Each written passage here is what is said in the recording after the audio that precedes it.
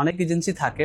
আমরা কয়েকটা এজেন্সি গিয়েছিলাম, সরাসরি সরেজমিনে কথাও বলেছি, কিন্তু সব মিলিয়ে মনে হলো যে এখানকার রিয়াদ ভাই, অন্য যারা আছে, সোহাগ ভাই, তো এরা খুবই হেল্পফুল ছিল। তো আমার ওয়াইফের জন্য ভিসা যখন অ্যাপ্লাই করি তখন আমরা খুবই একটু চিন্তায় ছিলাম। আমার ওয়াইফ খুবই টেনশন ছিল আমরা একসাথে ফ্লাই করতে পারবো কিনা। আমার ওয়াইফের ভিসা এসেছে কিন্তু খুব একটা ভালো দিনে, ঈদের দিন সকালবেলা। তো সবকিছু ঠিকঠাক থাকলে স্পাউস ভিসাটাও খুব ইজি, এবং স্পাউস ভিসা কিন্তু খুব বেশি লেট হয় না। আমার ওয়াইফের ভিসা পেয়েছি মাত্র 15 দিনের মধ্যে। আমরা 15 দিনের মধ্যে ওয়াইফের ভিসা পেয়ে গেছি, তো নিউজিল্যান্ডের ভিসা। তো আসসালামু আলাইকুম, আমি মোহাম্মদ জহিরুল ইসলাম। আমি এবং আমার ওয়াইফ সহ আমরা যাচ্ছি নিউজিল্যান্ডে Massey university masters of business administration 2026 সালে জুলাই থেকে। আমাদের ক্লাস শুরু হবে জুলাই 6 তারিখ থেকে। তো আমরা খুব শীঘ্রই ফ্লাই করব। তো আজকে আমাদের সেই জার্নিটা শেয়ার করব। তো অ্যাকচুয়ালি আমি ঢাকা বিশ্ববিদ্যালয়ের স্টুডেন্ট, ম্যানেজমেন্ট ডিপার্টমেন্টের। তো গ্রাজুয়েশন শেষ হওয়ার পথেই আমাদের হুট করে মাথায় চিন্তা আসে আসলে আমি বাইরে যাব। তো আসলে সেই কথাটা, চিন্তাটা আসে আমার ওয়াইফের কাছ থেকে। আমার খুব তো ইচ্ছা ছিল যে বাইরে কোথাও যাব, কোথাও যাওয়ার খুব ইচ্ছা ছিল।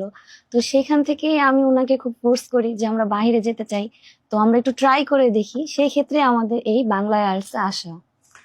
তো আমার যখনই শেষ হয় গ্রাজুয়েশন, তো আমি হুট করে সিদ্ধান্ত নিয়ে নিই যে আমরা আসলেই বাইরে যাব। তো বাইরে যাওয়ার জন্য আমার হাতে আইএলটিএস দেওয়ার জন্য খুবই কম সময় ছিল। তারপর আমার নিজেতে কনফিডেন্স পেয়েছি যে হ্যাঁ, আমি হয়তো পারবো।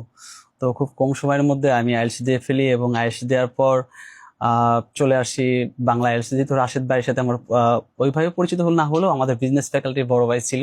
তো সেখান থেকে বাংলা আইএলটিএস তে পরিচয়। তো এখানে আমি প্রথম শোনার পর বন্ধু বান্ধব থেকে, পরে আমি অনলাইনে সার্চ করেছি, দেখলাম যে না, রাশেদ ভাই বাংলাদেশের বৃহত্তর পরিসরে আসলে অ্যাব্রড স্টুডেন্ট নিয়ে, হায়ার স্টাডি নিয়ে কাজ করছে। তো এরপরে বাংলাদেশের থেকে জার্নি শুরু হয়। তো বাংলাদেশের সাথে জার্নি হয়ে আমরা কিন্তু অ্যাকচুয়ালি শেষমেশ ভিসা পেয়েছি, তো নিউজিল্যান্ডের ভিসা। তো এই জার্নিটা শুরু হয় আমাদের লাস্ট 4 মাস আগে, 25 সালে ডিসেম্বরের দিকে। তো আমরা প্রথম সেখানে আসি। তো সোহাগ ভাইয়ের সাথে কথা হয়। তো সোহাগ ভাইয়ের সাথে কথা হয়ে আমরা সম্পূর্ণ জানলাম যে আমাদের কি কি কাগজ দরকার। তো আসলে এখানে অনেক এজেন্সি থাকে। আমরা কয়েকটা এজেন্সি গিয়েছিলাম, সরাসরি সরেজমিনে কথাও বলেছি, কিন্তু সব মিলিয়ে মনে হলো যে এখানকার রিয়াদ ভাই, অন্য যারা আছে, সোহাগ ভাই, তো এরা খুবই হেল্পফুল ছিল। তো সেই হেল্পফুল নিয়ে কি কি ডকুমেন্ট লাগবে আমি যতটুকু পারছি ম্যানেজ করছি। এবং বেশিরভাগই রাশিদ ভাইয়ের যারা এমপ্লয়ি ছিল, সোহাগ ভাই এবং রিয়াদ ভাই অনেক হেল্পফুল ছিল। তাদের হেল্পফুলের মাধ্যমে কিন্তু আজকে আমাদের জার্নিটা সুন্দর হয়েছে এবং স্মুথ হয়েছে। আমি এআইপি পেয়েছি, আহ একটু লেট হয়েছে, প্রায় 45 দিনের মতো লেগেছে। তো আমি ভিসা পেয়েছি। আমার ভিসা পাওয়ার পর আমার ওয়াইফের জন্য আবেদন করেছি। তো আমার ওয়াইফের জন্য ভিসা যখন অ্যাপ্লাই করি তখন আমরা খুবই একটু চিন্তায় ছিলাম। আমার ওয়াইফ খুবই টেনশন ছিল আমরা একসাথে ফ্লাই করতে পারবো কিনা। তো এর মধ্যে আমার যখন আমার ওয়াইফের ভিসা এসেছে কিন্তু খুব একটা ঈদের ভালো দিন, দিনে, ঈদের দিন ঈদের দিন সকালবেলা। তো সকালবেলা। ঈদের দিন সকালবেলা আমাদের দুইটা ঈদ একসাথে হয়েছে যে না, আসলে আমরা দুজন একসাথে ফ্লাই করতে পারবো। তো এই সম্পূর্ণ ক্রেডিটটুকু আসলে এখানে রিয়াদ ভাইয়ের। তো রিয়াদ ভাই খুবই চেষ্টা করেছে যেন আমরা যেন একসাথে ফ্লাই করতে পারি। তো তাদের নির্দেশনা এবং যেভাবে কাজ করেছে, তো আমি মনে করি যে বাংলা আইএলটিএস আরো বাংলাদেশে আরো এগিয়ে যাবে, এবং তাদের হাত ধরে বাংলাদেশে অনেক শিক্ষার্থী বিদেশে যেতে পারবে। আমি প্রথমে অস্ট্রেলিয়া যাওয়ার কথা চিন্তা করেছিলাম, কিন্তু এখানে খোঁজ নিয়ে জানলাম যে অস্ট্রেলিয়া আসলে ওয়াইফের গ্রাজুয়েশন কমপ্লিট না করলে যাওয়া যায় না। তো যেহেতু আমি আমার বউ ছাড়া যাচ্ছি না, স্পাউস নিয়েই যাব। তো সেই জন্য আমি নিউজিল্যান্ডে, আমাকে সোহাগ ভাই বাংলাদেশ থেকে জানানো হলো যে আপনি নিউজিল্যান্ড চুজ করতে পারেন, সব দিকে ভালো। আপনি সেখানে জিপিআর ব্যবস্থা আছে, আপনি নিউজিল্যান্ডে যেতে পারেন, এবং সেখানে কোনো ওয়াইফের যে ডিপেন্ডেন্ট হবে তার কোনো স্টাডি লিমিটেশন নাই, সে যে কোনো স্টাডি হতে পারে। যেহেতু আমার বউ ড্যাফোডিল ইন্টারেস্টেড পড়ে, সো গ্রাজুয়েশন কমপ্লিট হয় নাই। তো এই ক্ষেত্রে এটা একটা হেল্পফুল যে নিউজিল্যান্ডে আপনি যে কোনো এডুকেশনের ব্যাকগ্রাউন্ড নিয়ে কিন্তু যেতে পারবেন গ্রাজুয়েশন কমপ্লিট না হলেও। তো ওয়াইফ নিয়ে অনেকে চিন্তা করেন। আমি তো দেখেছি যে আমার সাথে কথা হয়েছে রিয়াদ ভাই বাংলাদেশের সাথে।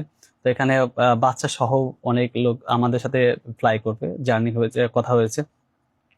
তো সবকিছু যদি ঠিকঠাক থাকে এবং আপনার ডকুমেন্টেশন অ্যান্ড প্রসেস, যে একটা প্রসেস আছে, তো স্টেপ বাই স্টেপ ফলো করলে আমি মনে করি যে এটা তেমন কোনো জটিল বিষয় না। তো সবকিছু ঠিকঠাক থাকলে স্পাউস ভিসাটাও খুব ইজি, এবং স্পাউস ভিসা কিন্তু খুব বেশি লেট হয় না। আমারটা যেমন লেট হয়েছে 45 ডেজ, আমার ওয়াইফের ভিসা পেয়েছি মাত্র 15 দিনের মধ্যে। আমরা 15 দিনের মধ্যে ওয়াইফের ভিসা পেয়ে গেছি। বা আমাদের জার্নিটাও কিন্তু খুব সহজ ছিল না।